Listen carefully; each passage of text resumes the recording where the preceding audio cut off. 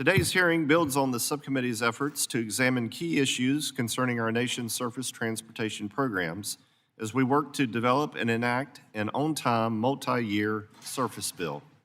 At our previous hearings, we received testimony on the importance of this subcommittee's programs to the American trucking industry, which has an instrumental role in the safe and efficient movement of goods across the highway system to each and every one of our communities.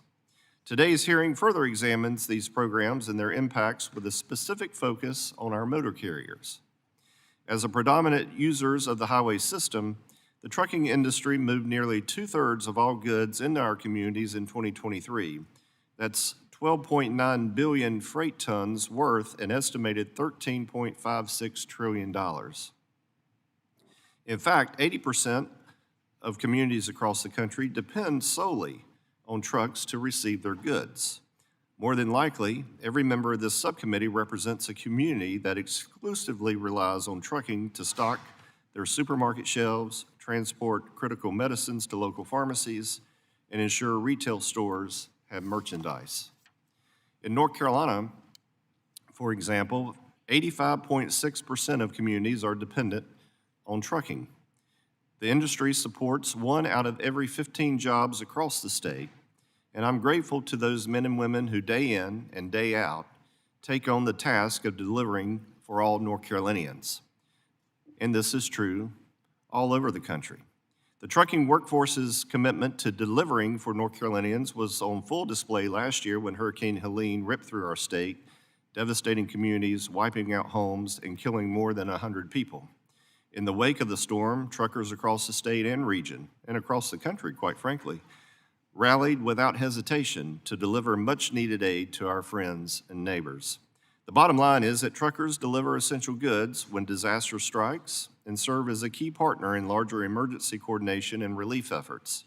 While federal law provides for targeted regulatory relief from certain restrictions during those times, we will continue to explore ways to help improve disaster response outcomes.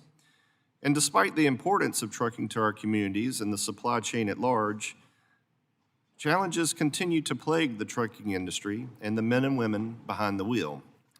I suspect our witnesses today and encourage our witnesses today to detail some of the broad challenges the industry faces, including growing and retaining the truck driver workforce, ensuring seamless compliance with federal, state, and local rules and regulations, and addressing rising costs associated with moving goods from point A to point B for both small and large operators.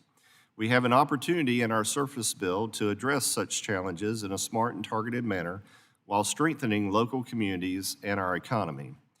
I look forward to working with my colleagues on the subcommittee to make it easier for women and men to choose this profession, and in so doing, we must explore ways to make it easier for individuals to train and test for a commercial driver's license, as well as build off the Safe Driver Apprenticeship Program established in the Infrastructure Investment and Jobs Act to allow 18 to 20-year-old drivers to cross state lines.